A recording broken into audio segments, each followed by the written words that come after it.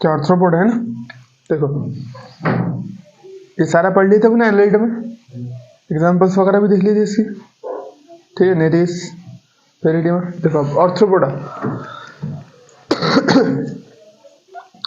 This is the largest phylum of Animalia which includes insect. अब देखो जितने हमारे पास फाइलम है ना 11, उस सबके अंदर सबसे बड़ा फाइलम आर्थ्रोपोडा है, सबसे लार्जेस्ट फाइलम। यानी ऐसा समझो कि पूरे जो ऑर्गेनिजम्स है, पूरे ऑर्गेनिजम्स अगर 100% है, कितने 100%, तो उसमें से 70% एनिमल्स है सिर्फ,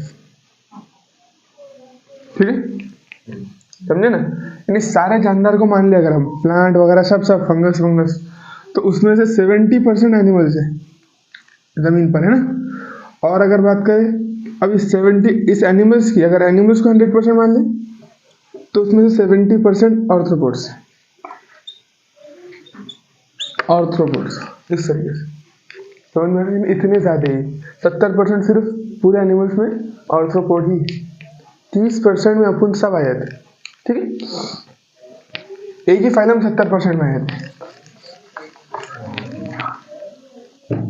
चलिए, तो this is the largest phylum of Animalia which includes insects. Over 2/3 of all named species on earth are arthropods. क्या बोला? ओवर 2/3 बोले तो अगर पूरी दुनिया की स्पीशीज के 3 हिस्से कर दे तो उसमें से 2 हिस्से क्या है? आर्थ्रोपोड है। समझ पा रहे ना भाई? अगर 100, देखो अगर 100 के 3 हिस्से कर दे अपन तो एक हिस्सा कितने का होता है? 33.33, है ना। इसको करो 66.66, इस तरीके, यानी 70% आ रहा है अप्रोक्सीमेटली, बस यही बात है, ठीक है। ओवर 2/3 याद रखने, over 2/3 of the all named species on earth are arthropods. They have organ system level of organization. They are bilaterally symmetrical, triploblastic, segmented. आया segment पढ़े थे? कौन से 3? आर्थ्रोपोड्स, एनालिड और हॉर्डिड्स, बिल्कुल। सेगमेंटेड, उसके बाद में सीलोमेट एनिमल्स। कैसे एनिमल्स? सीलोमेट एनिमल्स है ना इधर, coelomate animals. The body of arthropods is covered by chitinous exoskeleton. यानी इनकी जो बॉडी है वो कैसे कवर है बोलते हैं? chitinous। तुमने केकड़े पर देखे होंगे, है ना, कॉकरोच पर एकदम कड़क कड़क जो लगता है वो क्या रहता है? वही रहता है उनका chitinous exo यानी बाहर का, exoskeleton। The body consists of head। अब देखो बॉडी के अंदर क्या क्या है? हेड है उनके अंदर, थोरैक्स है, उसके बाद में एब्डोमेन है। हेड मालूम है ना, हेड, फिर क्या है? थोरैक्स यानी छाती, उसके बाद में abdomen. They have jointed appendages. Arthro यानी जॉइंट्स, बोडा यानी अपेंडेजेस, ठीक है। तो उनका नाम ही जो पड़ा ना वो जॉइंटेड अपेंडेजेस की वजह से नाम पड़ा, यानी ऐसे जुड़े। उनके पैर के अंदर देखे ना तुमने 2-3 पार्ट रहते, रोज जुड़े हुए रहते पूरे, तो बस उसी वजह से उनका नाम पड़ा जॉइंटेड अपेंडेजेस। अब छोटे छोटे एनिमल्स थे तो अपने इसमें क्या था? जॉइंट है ना, तो उस तरीके से उनके इसमें जॉइंट है। अब इतने छोटे ऑर्गेनिज्म थे तो पैर सीधे सीधे भी रह सकते थे उनके, है ना, लेकिन उसके बावजूद भी मच्छर के पैर ऐसे टेढ़े, उसके अंदर जॉइंट रहते, है ना। कॉकरोच के पास भी टेढ़े रहते, ऐसे 2-3-4-5 बहुत सारे जॉइंट रहते उनके अंदर, इसलिए क्या बोला उनको? Jointed appendage. ऑर्थो यानी बोले तो जॉइंट ही होता ना, ऑर्थोपेडिक्स सुने ना जो, हाँ, तो डॉक्टर ऑर्थो ऑयल आता क्या बोले? जॉइंट बोले तो ऑर्थो यानी जॉइंट होता है, अपेंडेजेस यानी पैर, हाथ पैर। तो उनके जो हाथ पैर है वो जॉइंटेड है, यानी अपने इसमें, हाँ, अपने के तो जॉइंट, यहाँ पर जॉइंट, यहाँ जॉइंट, यहाँ जॉइंट, इस तरीके से उनमें भी जॉइंट प्रेजेंट है, इसीलिए उनका नाम पड़ गया, उसी पर से नाम पड़ गया उनका आर्थ्रोपोडा, समझे। तो उनके पास जॉइंटेड अपेंडेजेस है, बोलते हैं हाथ पैर, उनके अंदर हाथ पैर में बहुत सारे जॉइंट है उनके। Respiratory organs are gills. देखो अब इसमें रेस्पिरेटरी क्या क्या है? गिल्स, जो पानी में रहेंगे इंसेक्ट उनके पास में क्या रहेगा? गिल्स। पढ़े थे वहां पर अपन ने, उसमें रेस्पिरेशन के अंदर पढ़े है ना। एक्वेटिक इंसेक्ट्स के बारे में पढ़े थे, तो उनके पास क्या रहते हैं, गिल्स। उसके बाद में बुक गिल्स और बुक लंग्स और ट्रैकियल सिस्टम भी है।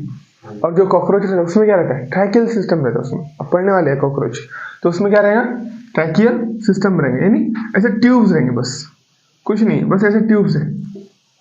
अपना जो ट्रैकिया रहता है ना, तो उस नहीं, बुक गिल्स नहीं, बुक गिल्स वगैरह आपको मालूम नहीं किस तरह, यानी बुक जैसा रहता है। मछली के गिल्स देखे हो तुमने, मछली के जो क्या बोलते हैं उसको, गल फड़े बोलते हैं ना, तो उसके जो रहते हैं ऐसा खुली हुई किताब के जैसे रहते हो, ऐसे ऐसे ऐसे ऐसे करते रहते हैं, तो उसको बोलते हैं बुक गिल्स। ठीक है, गिल्स, बुक गिल्स और क्या है, गिल्स हो गया, बुक गिल्स हो गया, बुक लंग्स हो गया, और ट्रैकियल सिस्टम के बारे में बात करें। ट्रैकियल सिस्टम को अपन थोड़ा डीप में देखने वाले बाद में, ठीक है ना। तो ये भी एक रेस्पिरेशन का तरीका है बोलते हैं सब, बस इतना याद रखना है अभी अपने को, ठीक है, कि कौन सा रेस्पिरेशन इसमें मौजूद रहता, कौन से रेस्पिरेटरी ऑर्गन मौजूद है, समझ में आई की बात। चलो, circulatory system is of open type, है ना, यानी इसमें क्लोज था, किसमें, एनालिडा में। अब क्या हो गया, उससे वापस हम नीचे चले गए, एडवांस वर्जन गए थे, वापस नीचे आ गए, वही फीचर ओपन टाइप वाला, ठीक है। Second, sensory organs like antenna, eyes, antenna है, आईज है, कंपाउंड आईज और simple eyes, statocyst on balancing और बैलेंसिंग ऑर्गन आर प्रेजेंट। अब देखो, सेंसरी ऑर्गन यानी जो इन्वायरमेंट को सेंस करते हैं, तो वो कॉकरोच के ऊपर जो लगे हुए रहते हैं ना, दो सिंग के जैसे, वो क्या रहते हैं उसके, वो रहते हैं उसके एंटीना। अब यहाँ टेंटाकल्स नहीं बोलेंगे, क्या बोलेंगे उसके ऊपर, एंटीना बोलेंगे, बिल्कुल। तो वो क्या रहेंगे, दोनों एंटीना, उससे वो सेंस कर लेंगे इन्वायरमेंट में, कौन सी चीज कहाँ पर है, कितनी गर्मी है, किस तरीके का इन्वायरमेंट है, ये सारी चीजें सेंस कर लेंगे।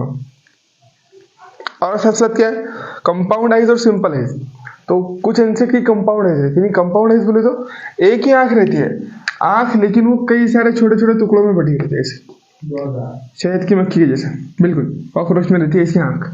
अब यहाँ पर भी उसको देखेंगे, यहाँ पर भी हर जगह उसको इमेज बनती दिखती है, यानी अप्रोक्सीमेटली अगर इसमें जितने सारे टुकड़े रहे उतनी सारी इमेजेस बनती है। तो कितने रहती है इसमें टुकड़े, 2000। और कॉकरोच की इतनी छोटी आंख में कितने टुकड़े रहते हैं, 2000, और वो 2000 इमेजेस उसको दिखती है एट अ टाइम। समझ पा रहे बात, यानी क्लियरिटी इतनी ज्यादा नहीं रही, लेकिन वो बहुत ज्यादा, सेंसिटिविटी बहुत ज्यादा रही, साफ नहीं देखेंगे उसको एकदम क्लियर, लेकिन बहुत जल्दी सेंस हो जाएंगे, बहुत जल्दी देखेंगे, अंधेरे में भी आसानी से देख सकेंगे। समझ पा रहे बात, चलो।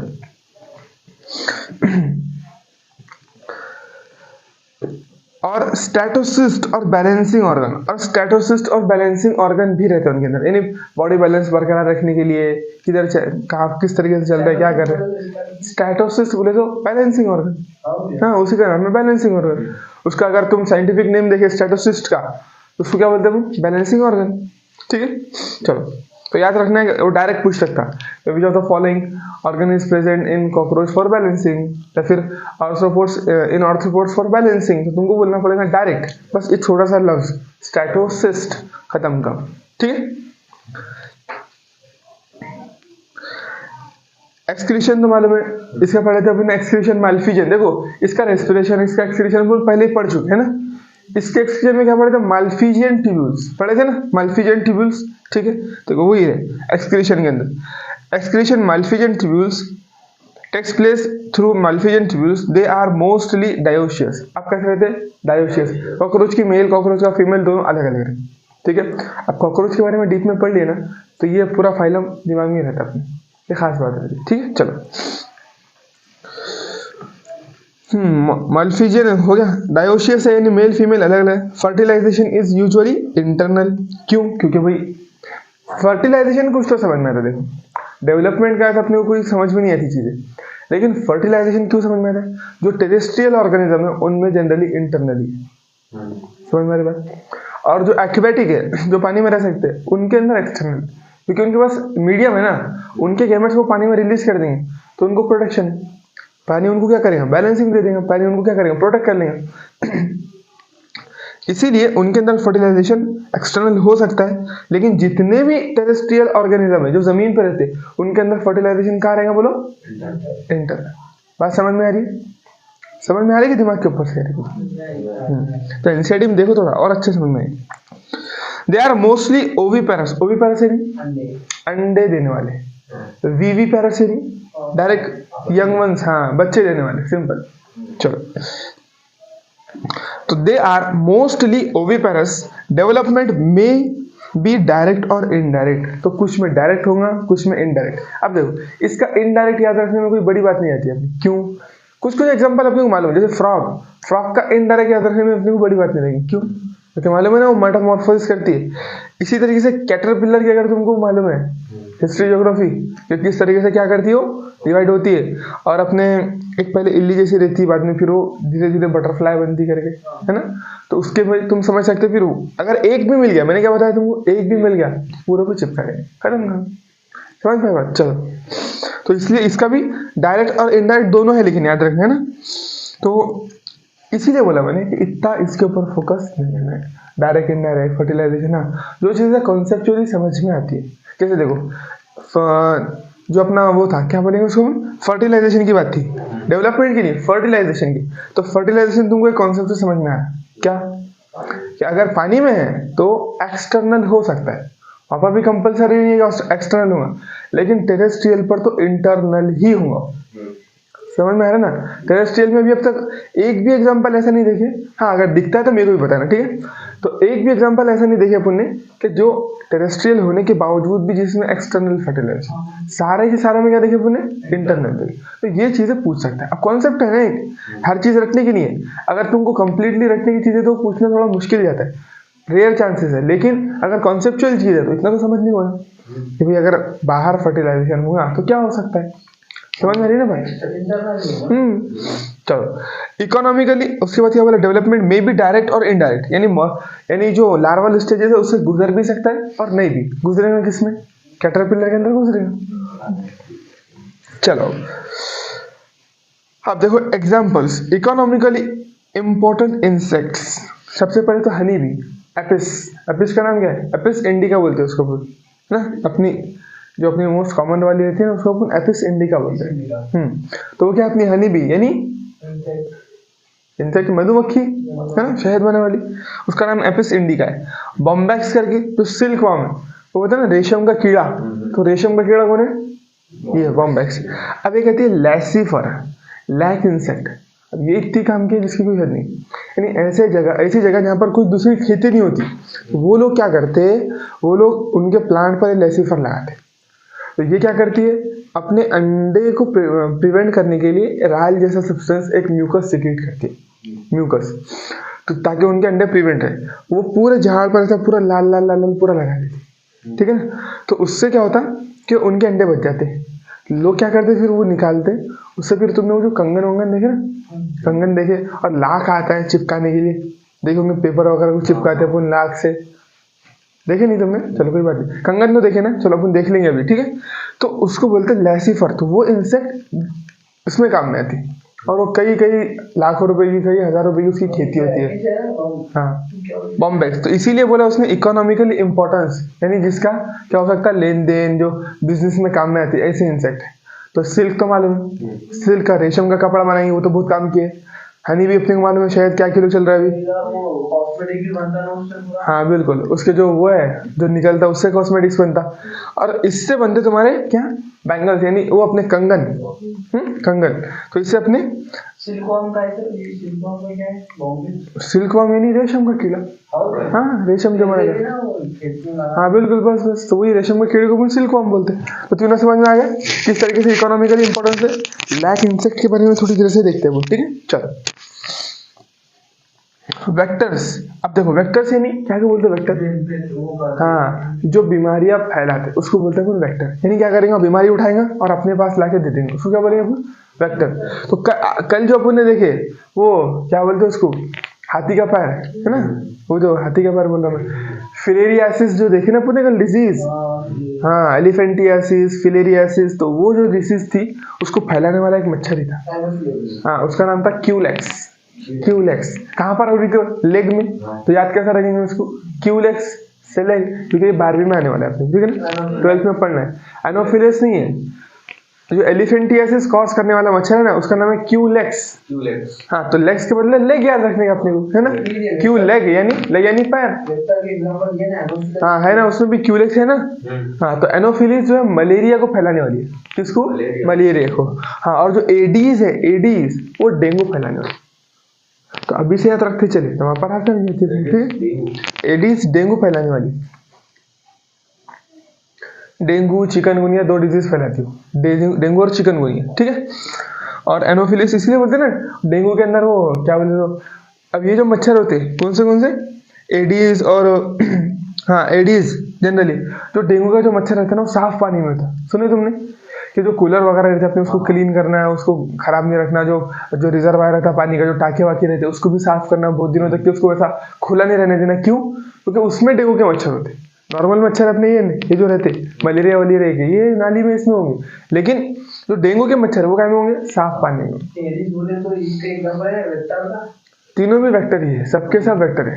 एनोफिलिस भी वेक्टर है, एडीज भी वेक्टर है, और कौन? क्यूलेक्स। क्यूलेक्स क्या करेंगे बोलो? एलिफेंटियासिस, एडीज चिकनगुनिया और डेंगू, और अपना ये जो है एनोफिलिस वो क्या करेंगी? मलेरिया, ठीक है। मलेरिया मालूम ना? चलो,